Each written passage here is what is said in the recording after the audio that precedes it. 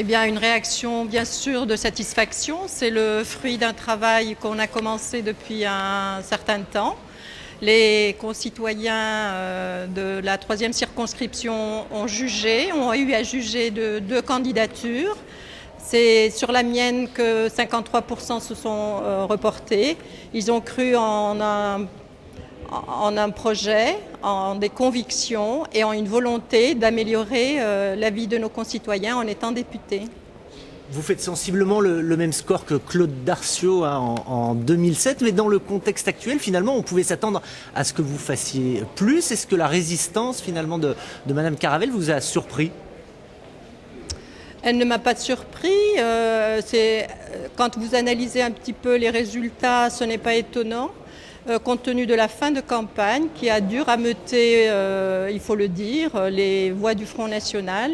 Et ça ne vous aura pas échappé que ma candidature était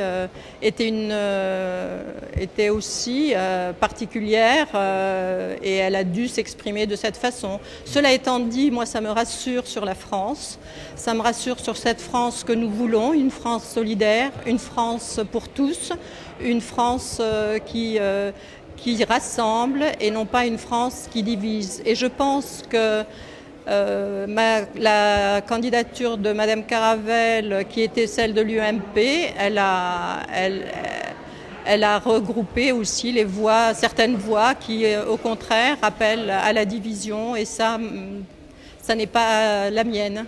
Vous serez à l'Assemblée nationale dès demain, Madame Bouziane. Vous quittez donc votre poste d'adjointe au maire de Quetigny.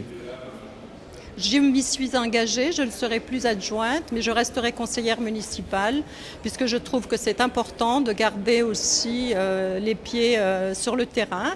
Et je me consacrerai donc à mon mandat de députée à 100%.